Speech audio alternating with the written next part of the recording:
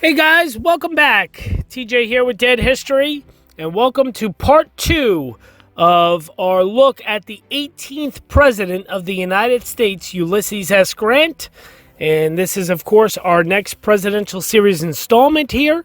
I'm flying solo for the audio here for part 2, so you're just stuck with me. Henry's not with me today. And I'm going to jump right in. So here we go. As I had touched on in part 1, Ulysses S. Grant was born Hiram Ulysses Grant. The whole Ulysses S. thing was a mix-up when he was appointed to West Point, of course. I told you he was not a very good student at West Point. He was always sloppy-looking, unkept, got a lot of demerits for that kind of thing. Just not a very good student overall. And then he was also, after all that, he was in the Mexican-American War. He actually served under General Zachary Taylor, who became the future president of the United States, the 12th president, of course. So Grant served under him in the Mexican-American War. He also was in the Army with Robert E. Lee during that Mexican-American War, which is very interesting, of course. And then, of course, after the Mexican-American War, he retired from military service, so to speak. He just kind of, stopped. He resigned. And then, of course, like I told you in part 1, he was notoriously unlucky in business. He spent a decade in the Army, and then afterwards he resigned in 1854, and then he became a farmer and a real estate agent, a wreck collector, and selling firewood and doing all this stuff, and he just was not very, very lucky when it came to that sort of stuff, in business. So then, of course, he enlisted to be in the Civil War. And now we're going to kind of jump back in. I told you about a couple of the battles. Grant, as I told you, he won the first major Union victory of the Civil War. That was actually at Tennessee's Fort Donelson. Grant won that, and he led the regiment there of Illinois Volunteers, and did a great job there in Fort Donelson. So he won that battle. And some other interesting stuff about Grant regarding the Civil War. Grant actually and Robert E. Lee, they had actually met twice at the end of the Civil War. Of course, we're going to get into the Appomattox Courthouse where Robert E. Lee surrendered on April 9th of 1865. But other than that, Grant actually rode out to the Confederate Army the next day, accompanied by a few men to seek out Robert E. Lee. And the two men discussed military matters, and Grant asked Lee to ask all the Confederate armies to lay down their arms. Robert E. Lee actually deferred, saying that was a matter for the President Lincoln to address, and not himself. So, a little interesting fact there about Lee and Grant. Now, I left off earlier in part 1 about the battle, how they almost lost at Shiloh, and they almost lost their post at Shiloh. And then, kind of jumping back into the Civil War, Ulysses S. Grant's next few battles, including Vicksburg and Chattanooga, solidified him, really. I mean, for his next major objective, Grant commanded a 6-week siege on the Confederate stronghold of Vicksburg, Mississippi, and in order to take the city over from General John C. Pemberton. The Union bombardment was so profound that most residents of the city were forced to leave their homes and shack up in caves. The editor of the town's Daily Citizen newspaper was even reduced to printing the news on wallpaper. And Pemberton eventually surrendered on July 4th of 1863. Later that year, from November 23rd to November 25th of 1863, Union forces routed the Confederates at the Battle of Chattanooga. Grant, then a major general, masterminded a 3-part attack, one of which was led by Major General William Tecumseh Sherman against enemy entrenchments on 2 Confederate strongholds, Missionary Ridge and Lookout Mountain. The multifaceted gamble worked, and the Union Army was victorious. Because of Grant's success, in March of 1864, he was promoted to lieutenant general with command of all Union forces, and from then on, Grant would only answer to President Lincoln. So pretty cool stuff there. Now, of course, we kind of get up to the surrender of the South at Appomattox Courthouse. which is obviously very famous. What you're seeing now on your screen is Appomattox Courthouse there in Virginia. I did visit that. Pretty cool place. Obviously, when I went, it was closed due to COVID, but still, nonetheless, really cool place. And actually, Ulysses S. Grant wrote the surrender terms at Appomattox. Despite one last push by General Robert E. Lee to rally his beleaguered troops, the Battle of Appomattox Courthouse lasted only a few hours after Confederate forces were cut off from their final provisions and support. General Lee sent a message to Grant announcing he was willing to surrender, and the two generals eventually met in the front parlor of the Wilmer McLean home in the early afternoon of April 9th of 1865. Lee arrived in full military dress, completed with sash and sword, while Grant characteristically stuck with his well-worn and muddied field uniform and boots. He then wrote out the single-paragraph terms of the surrender. Under the terms, Confederate soldiers and officers were allowed to return home. Officers were permitted to keep their horses for use as farm animals. And Grant also ordered officers to allow private soldiers to keep their animals and to keep sidearms. Grant allowed starving Confederate troops to be fed with Union rations. And when the news of the surrender reached nearby Union troops, gun salutes rang out. But Grant, aware of the weight of the bloody war, sent out an order for all celebrations to stop. "The war is over," he said. "The rebels are our countrymen again, and the best sign of rejoicing after the victory will be to abstain from all demonstrations in the field." So, pretty interesting stuff there. Of course, this is what you're seeing on your screen, Appomattox Courthouse. Another interesting fact about Robert E. Lee with Grant, Grant prevented Robert E. Lee from being charged with treason after the Civil War. When he accepted the surrender of Robert E. Lee, Grant offered generous terms that paroled Confederate soldiers and officers and allowed them to return to their homes. And Grant believed that leniency was critical to achieving a lasting peace. And he was furious when a federal grand jury later negated the terms of his agreement and charged Robert E. Lee and several other Confederate generals with treason. During a subsequent meeting with President Andrew Johnson at the time, Grant stated his intention to resign the command of the Army rather than execute any order to arrest Lee or any of his commanders so long as they obey the law. And unwilling to lose Grant's support, Andrew Johnson reluctantly dropped the case against Lee for treason. So, pretty interesting stuff there about Robert E. Lee and afterwards and that sort of thing with Grant. So, as I said, all these pictures you've been seeing on your screen, Appomattox Courthouse when I visited there in Virginia. And now moving on, we're going to kind of start to touch on Grant's presidency. Grant, he really had no political experience at all before he became president. His time in charge of the Union Army, notwithstanding, Grant was a political novice when he was inaugurated in 1869. He had never held any elected position, and he had actually shown little interest in running for office before the Republican Party nominated him as its candidate. Critics would later blame his lack of experience for the economic turmoil and scandals that dodged his administration, and we're going to get into all that in a few minutes here. But just interestingly enough, when he was elected, he was really he was a war hero. So that's really what it was. He was a war hero. He didn't have any big-time political experience. And actually, at the time of his election, Grant was actually the youngest president ever elected at the time. He was only 46 years old in 1869. And at the time, that was the youngest president ever elected. So another interesting fact about Grant. Let me see what else here. So, the one other thing that I want to touch on real quick, of course, you guys remember this from the Lincoln video. Ulysses S. Grant was supposed to be with Abraham Lincoln and Mary Lincoln that night at Ford's Theater when Lincoln was assassinated.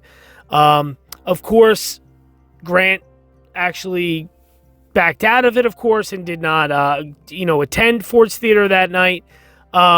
But interestingly enough, he actually ended up at his home in Burlington, New Jersey. And the pictures that you're seeing now on your screen, that's actually the Grant house. That's the home of General Ulysses S. Grant's family during the last days of the Civil War, and this was where they went on the day of Abraham Lincoln's death. Him and his wife went here. I visited here. Like I said, it's in my home state of New Jersey, so I went by here, and actually the owner of the home now was a very, very nice older gentleman. He had come outside because he saw me taking pictures and such of the house, and we talked for a long time, and he told me some really fascinating history. If you see the balcony in the front of the house, the actual balcony and the railing up there, that is still the original balcony and railing that Grant stood at the next day after Lincoln was assassinated, and Grant apparently addressed a crowd of local townspeople in regards to Lincoln's death. That is at least the way the story goes, and that's what the man had told me when I was there. Apparently, Grant stood out on that balcony, and he addressed the townspeople, and he let them know that the Union will live on, and the Union is strong, and we will survive. So, he made kind of a brief little speech, even though he wasn't overly very good at that, at public speaking, but he did address the townspeople the next day from this house. So this is where he went that night. When he was supposed to be at Ford's Theater, he came to his house here in New Jersey, and he stayed here, and this is where he received the news that Abraham Lincoln had been assassinated. So that's the pictures you've been seeing on your screen for the last, minute or two. Just thought I'd show you guys that. I thought it was really cool. That's why I, of course, went there to take a look. So now, presidency of Ulysses S. Grant. So Ulysses S. Grant is one of my favorite presidents of all time. Not because he was a good president, because to be honest with you, Ulysses S. Grant, in my personal opinion, he should have never been president. He had no political experience. He was president because he was a war hero. But overall, Grant's presidency was not that great. It was not terrible. It was not the worst of all time, of course, but it wasn't that great. But I just love Grant. I think Grant was a really fascinating historical figure. I like Grant personally. So he is one of my favorite presidents because I really find interest in his story. But his presidency, Grant won with the campaign slogan, "Let us have peace." That was his campaign slogan that he ran on. But the truth is that his 8 years in office would be anything but calm. I mean, that's just the truth. Grant, the Union general, of course, who conquered Vicksburg. Of course, he accepted Robert E. Lee's surrender. He was a true hero in his time. He truly was. Ulysses S. Grant was a hero. Back then, there was nobody bigger than General Ulysses S. Grant. And as a matter of fact, at an 1864 White House reception given by President Abraham Lincoln, Ulysses S. Grant, who was only 5'8", by the way, he had to stand on a couch for an hour so that everyone could get a good look at him.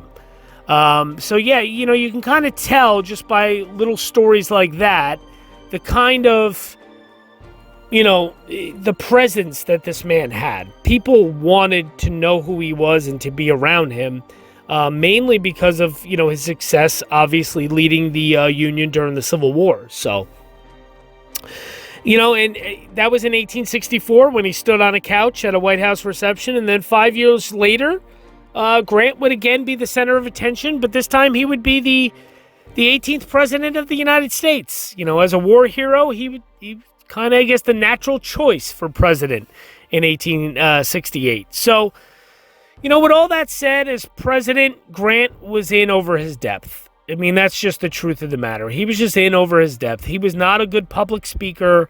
He was not really a showman in any sense of the word. He just kind of was in over his head. He really was.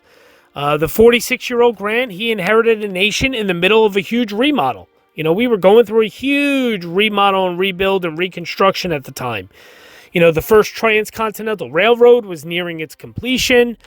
Hundreds of thousands piled into wagon trains and headed for the new land out west. Over 100,000 new factories had sprung up, creating millions of new jobs. So you could see how the country was just in a lot of change, lot of, remodeling and things happening throughout the country. Industrialized, the Industrial Revolution was starting to take form. All these things were starting to happen and were happening as he took over as president. 7 of the 11 secessionist states had been readmitted to the Union, so 7 of the 11 of them were back in the Union. However, the South was still in ruins economically. And the truth is that, whites in the South were waging a war against newly freed slaves. That's what was happening in the South. And a lot of former slaveholders formed the KKK, the Ku Klux Klan, as people know. And what they were doing, they were threatening African Americans to, quote unquote, put them back in their place after the abolition of slavery. So, the South is in economic ruins, and the South, you still have a lot of people, of course, white former slaveholders who feel that, the end of slavery was not going to fly with them, and they were going to basically take matters into their own hands. That's what they decided. It was not a declared war, but it is a war in the villages and in the fields to prevent black people from voting. That's what was happening in the South. And the KKK, the Klan, they blew up churches, they burned down schoolhouses, and they go after blacks who have done, oh my God, this criminal act of becoming landowners. Black people were becoming landowners in the South. And, the KKK and the Klan, they went after these people, because they were now free of slavery, and they were now, homeowners, and they were, living out what should have been given to them from the start of our country. And just this terrible, horrible bigotry and racism was happening. And the white South, they showed far more commitment to supporting white supremacy than they ever did to Confederate independence. That's really the truth. It was just a terrible thing that was going on. So yeah, it was just a really bad time, in the South with the racism and the Klan. And, the Klan basically had free reign over much of the South. By 1870, the number of federal troops stationed in the South had dropped significantly, and there was just not nearly enough troops to protect freed blacks who were spread out over 1 million square miles below the Mason-Dixon line. So it was just a mess. It becomes a very messy transition in which white supremacists do all they can to try to regain power in the American South. It's just ugly. It's just an ugly thing. And with this violence against African Americans to try and prevent them from voting, Congress responds by passing a Force Act, which is an authorization of force against domestic terrorists. And Grant asked for the executive power to suspend the constitutional rights of suspected terrorists. And in the result of this, over 100 key Klan leaders were arrested, and a surge of federal troops were dispersed for the rest. And the Klan had largely been scattered to the four corners. And to be honest, the Klan did not really emerge again until the 20th century. So in that respect, Grant's policies and actions were actually successful. He really did kind of take on the Klan and defeat them to a certain extent. Even if it was temporarily, he did kind of do so. There's another little blurb here. Grant was responsible for dismantling the KKK during Reconstruction. The newly formed Ku Klux Klan began murdering and terrorizing black Americans in the late 1860s. President Grant mobilized the Justice Department and secured thousands of indictments against their leaders in 1871. He also oversaw passage of the so-called Ku Klux Klan Act in 1871, which armed him with the power to declare martial law and suspend habeas corpus in areas deemed to be in a state of insurrection. The law got its first test later that year when Grant sent troops into South Carolina and ran thousands of Klansmen out of the state. And thanks to his administration's efforts, these hooded extremists were effectively cowed into submission over the next few years. And then, like I said, they really wouldn't again resurface until like the 1910s. So, he did a very good job regarding that. There's no doubt. And because of this, and because of his popularity, his reelection became almost automatic. He was, reelected, and it was an easy, having added to his popularity in the North and adding new Southern support from freedmen in the South. He just easily won re-election in 1872. He actually more than doubled his first margin of victory 4 years before. So, big victory for his re-election for Grant. The truth is, African Americans, they wanted to show their rights. They wanted to show their manhood, and they wanted their voices to be heard. And under Ulysses S. Grant, they finally had a place to do so by voting. He made sure that, blacks had the right to vote, and he did that. So, very, very interesting and very important stuff. Throughout his entire presidency, though, Ulysses S. Grant seemed to be on cruise control in the office. He would end his day at 3 p.m., and he would often take rides in his horse and buggy. He would play billiards, or he would even take in the new game that was catching on across the nation, baseball. But Grant's days of leisure were about to come to a grinding halt. The country was industrializing very rapidly. State governments were sponsoring lots of railroad construction. Tens of millions of dollars were drained to pay for these construction crews. And one of the banks that was actually backing a second transcontinental railroad went bankrupt. And economic panic swept the nation. And there ended up being a major depression in 1873. And this depression is catastrophic. It shakes the faith in American capitalism to its core. The panic created what became known as the Long Depression. 20% of the country's businesses failed. 1/4 of the railroad shut down. And unemployment numbers reached higher than ever before at 14%. And during this Long Depression of 1873, the federal government, helping during times like these crises, it was remarkably limited back then.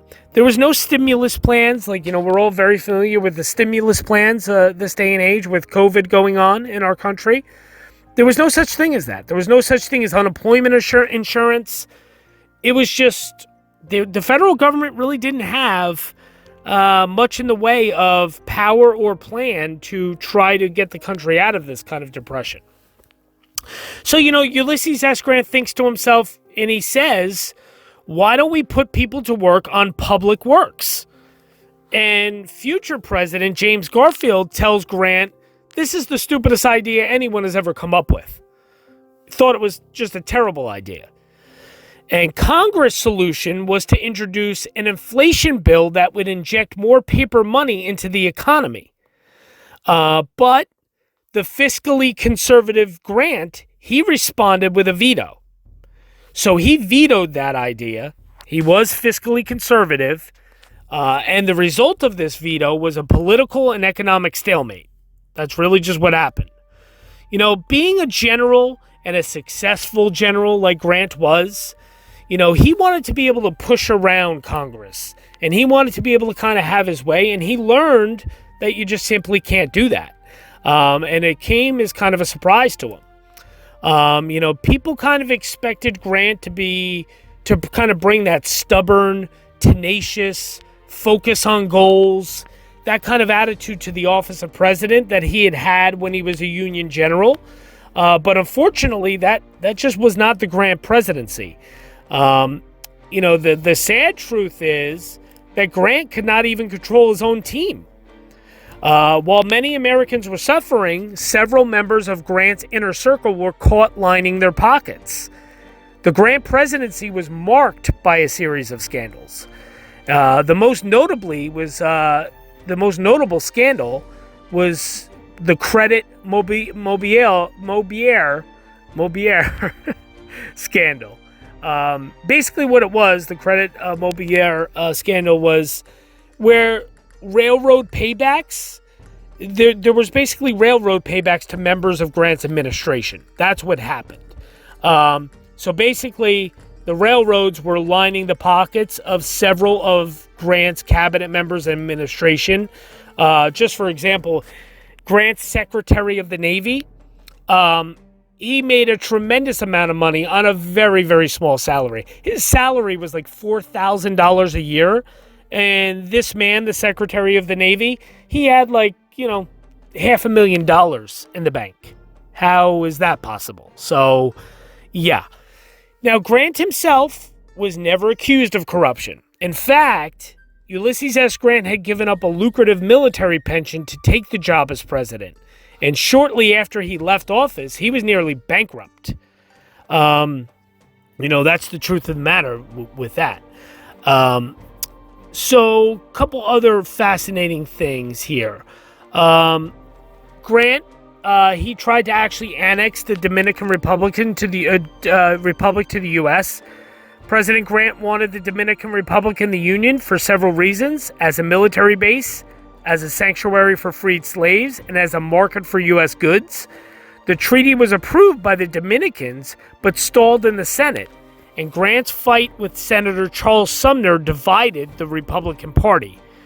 Of course, as I told you, his 2 terms had lots of drama. His 2 terms in office were marked with corruption and scandals. The Panic, of course, of 1873, Reconstruction, the Ku Klux Klan, all this stuff.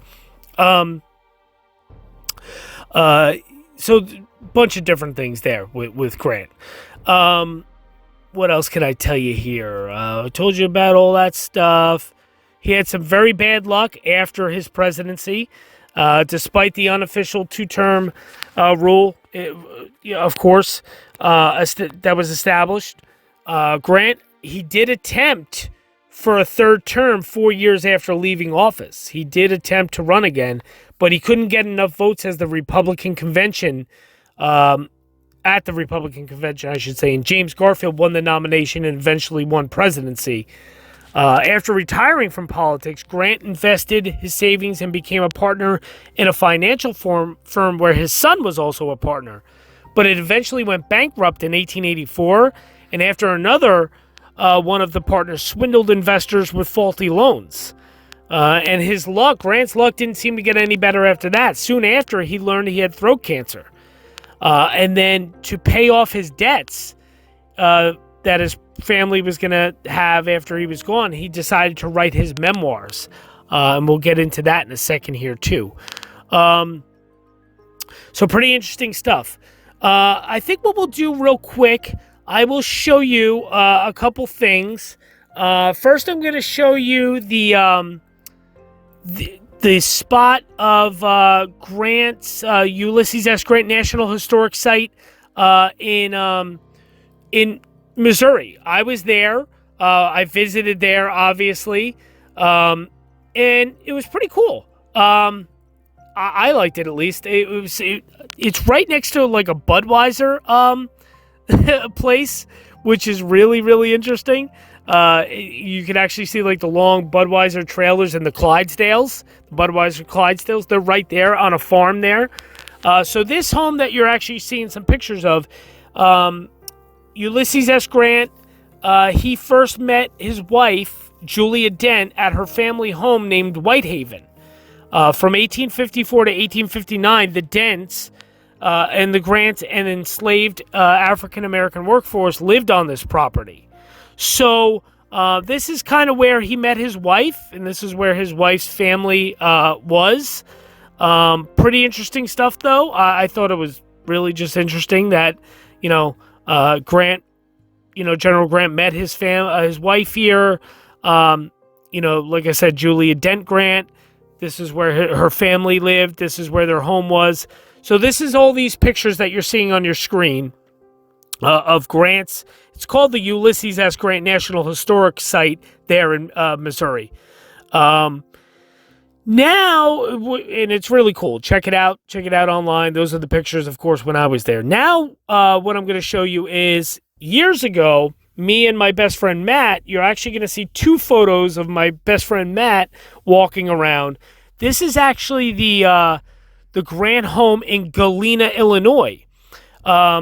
Just to give you a little synopsis, toured the home of the 18th president. On August 18th of 1865, Galena celebrated the return of its Civil War hero, General Grant.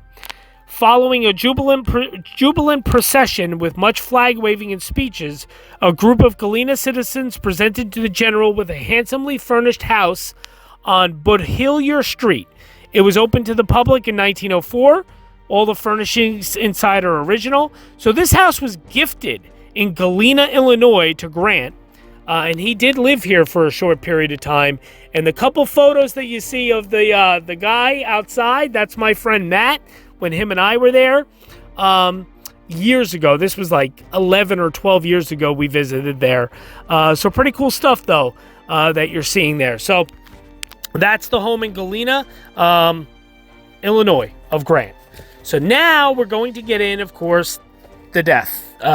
First, before I get into the death of Grant, I'm going to just briefly tell you about, like I told you, he had to write his memoirs.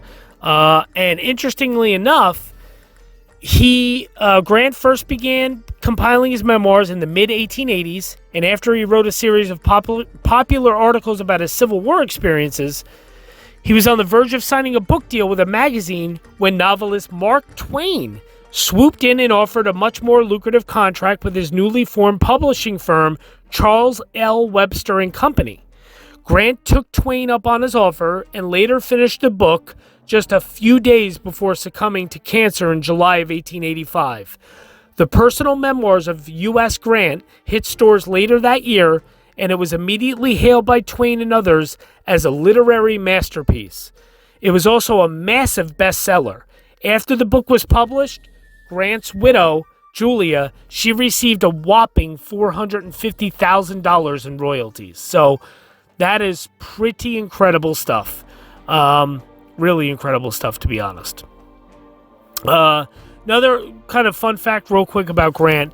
He actually struggled with alcohol throughout his life. Grant's taste for a strong drink first became problematic in the early 1850s when he was reportedly forced to resign from the Army for being caught drunk on duty.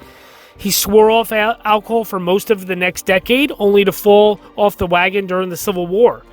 Grant's penchant for binge drinking was usually kept in check by Colonel John Rawlins, but rumors that he was intoxicated during battles swirled around him for most of the war. For his part, Abraham Lincoln appeared unperturbed by the gossip. When a group of congressmen once alleged that Grant was a drunk, the president supposedly responded by asking what kind of whiskey the general preferred. "I urged them to ascertain and let me know," Lincoln later said, "for it made fighting generals like Grant. I should like to get some of it for its distribution." So interestingly enough. Another real fun fact that I did forget to mention. I did forget to mention this earlier on, and I wanted to mention it here. Grant was actually introduced to his wife, Julia, by her brother. Julia Boggs Dent, as I said, she was from St. Louis. She was a voracious leader. She was a skilled pianist. She had some artistic talent. And Julia was introduced to her future husband by her brother, Fred, who attended West Point alongside General Grant. He wrote to his sister of Grant, "I want you to know him. He is pure gold." And the matchmaker mentioned Julia to Grant as well. And after graduating from West Point in 1843, as a second lieutenant, Grant began to visit the Dents at their home outside of St. Louis. Like I said, that home that I showed you there in St. Louis. So pretty interesting stuff there about Grant and his wife, too, and how they met. So, as I said, Grant wrote his memoirs, finished them only a few days before he died, and he finished them at his cottage here in New York State. These pictures you're seeing on your screen, as I read about Grant's death, this is where he died. So take a look at the pictures and hear what I have to say. In 1881, Civil War hero and 18th President Ulysses S. Grant settled into a New York City brownstone at 3 East 66th Street that had been purchased from him by several wealthy friends. He was generally in good health, but he had a bad leg that had been injured in the Battle of Vicksburg during the Civil War. Grant smoked about 20 cigars a day, and it must have come as little surprise when he began suffering sore throats. And on June 2nd of 1884, while he was at his vacation home in Elberon, New Jersey, Grant experienced a sharp pain when he bit into a peach. The juicy fruit hurt enough to make the tough veteran cry out in pain. A neighboring internist, Dr. Jacob M. DaCosta, checked Grant's throat and found a lesion. He advised Grant to schedule an appointment with his regular physician, Dr. Fordyce Barker, in New York for a more thorough examination. But Grant did not do so immediately. 2 months later, while still in Elberon, New Jersey, he drew up his will with his friend and neighbor George W. Childs and his guest, Reverend Dr. Morton, as witnesses. In October, the pain returned and Grant finally met with Dr. Barker. After finding an inflammation in his throat, Barker referred Grant to the foremost throat specialist on the East Coast, Dr. John Hancock Douglas. Grant had first met Douglas during the Civil War in 1862, and upon examination, Douglas found 3 small growths and a swollen gland in Grant's mouth. So basically, Grant was diagnosed, he had advanced tongue and throat cancer. In 1884, cancer was a veritable death sentence. So, basically, Grant was given, not much time, and he started to write his memoirs at this cottage. Of course, it's at Mount McGregor. It's Mount McGregor, New York. The pictures you're seeing of the cottage. The cancer metastasized rapidly, and by April of 1885, it had spread throughout his throat and neck, leaving him unable to speak or swallow without pain. Grant's weight plummeted, and he lost a staggering 75 pounds. And as the spring turned to summer, the city heat became unbearable, and Grant's doctors advised that a change of climate might prove beneficial to his health. And Grant's good friend Joseph W. Drexel, a banker and a staunch Republican, offered him his small cottage in Mount McGregor, a remote location 30 miles north of Saratoga Springs in upstate New York. So he took it. On June 16th of 1885, he boarded a 9:30 a.m. train, and he went to Mount McGregor, and he finished his memoirs, only a few days before he died. Interestingly enough, his thoughts were documented. He now left the final decision to his wife, and by July 8th, the bulk of the 400,000-word manuscript was written, and only final revisions remained. By July 20th, the final edits were complete, the book was done, and with his last battle won, Grant could now die in peace. That day, he wrote a note to Dr. Douglas in which he stated, "There is nothing more I should do to the book now, and therefore I am not likely to be more ready to go than at this moment." In the end, the memoir was wildly successful and received great acclaim, as I had told you. Reverend John P. Newman, Grant's pastor from Washington, D.C., arrived on the afternoon of July 20th. Grant had never been baptized, and when Newman offered to do so, he politely declined. However, Newman was persistent and covertly baptized Grant as he slept. On Wednesday, July 22nd, Grant attempted to muster his family's morale and told them, "I don't want anybody to feel distressed on my account."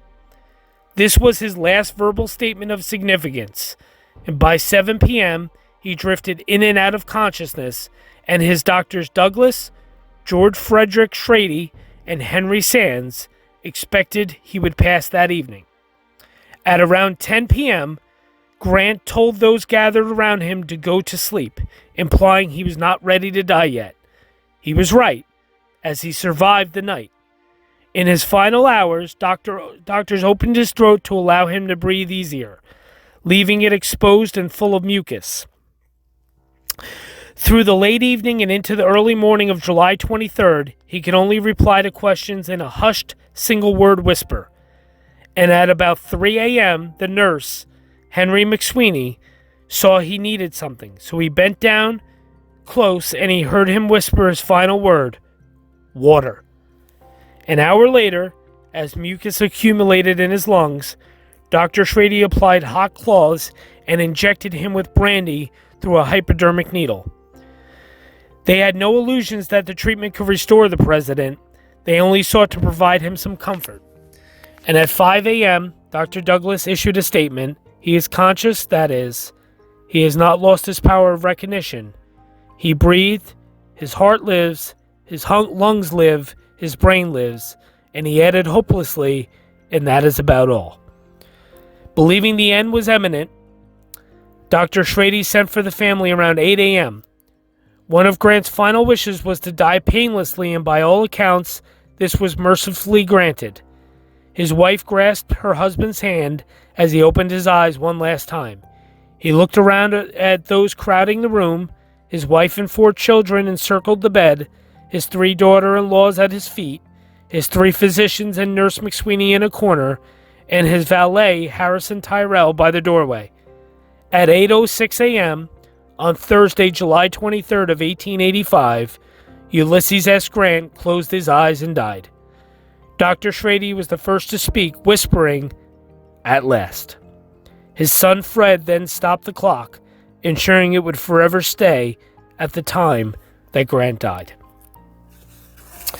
And that was it. Grant was dead. And then, of course, long funeral procession. And, of course, then we go to Grant's tomb in Riverside Park in New York.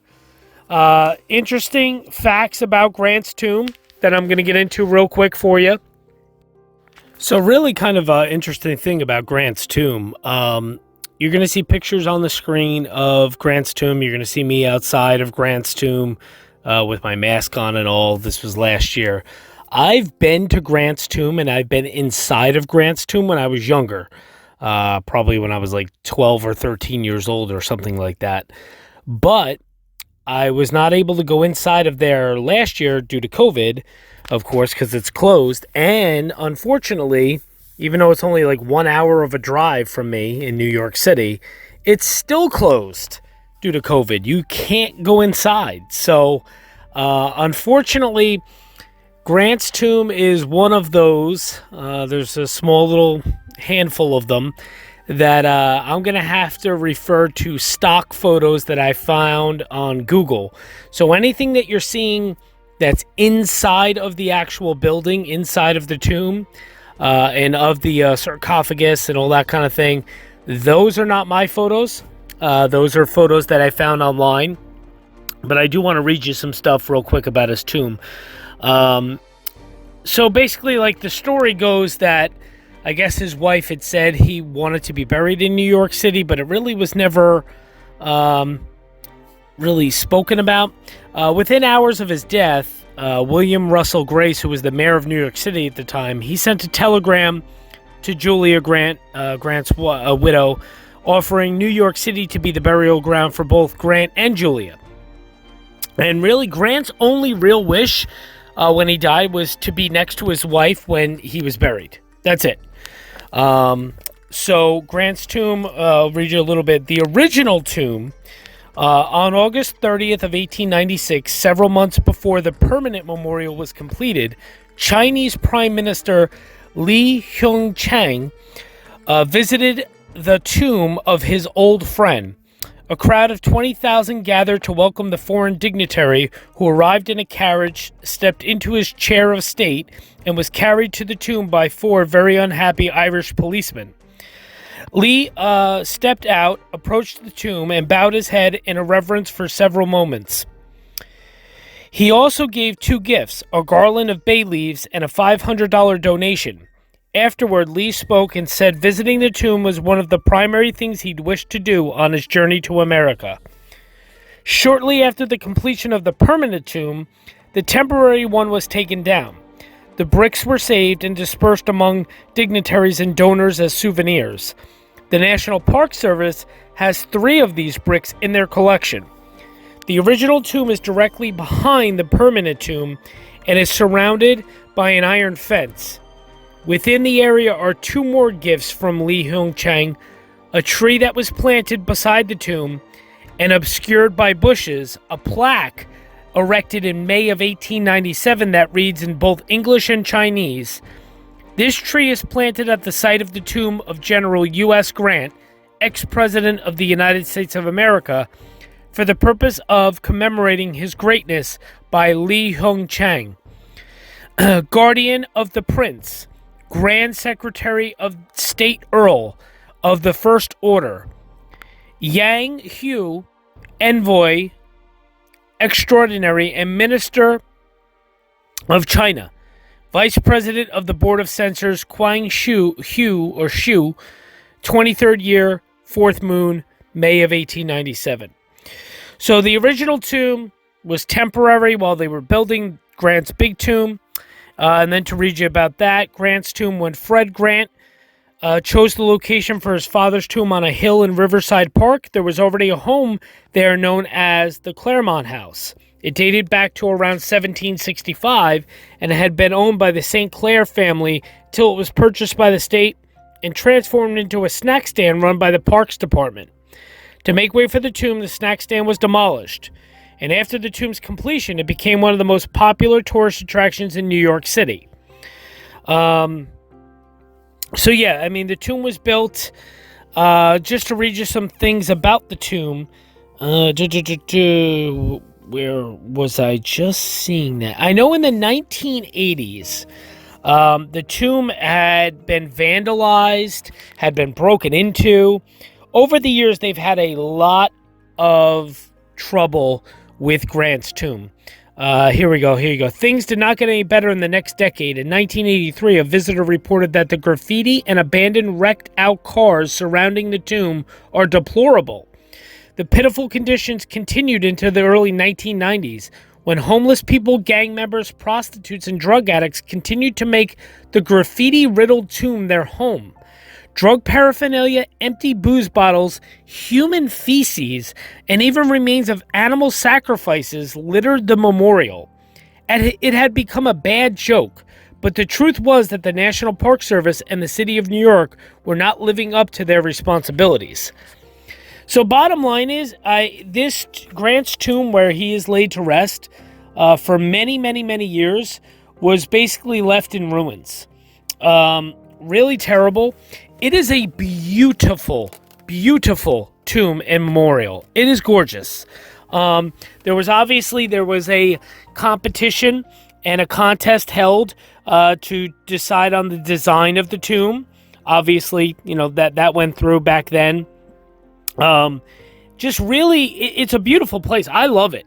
It sits right next to the river.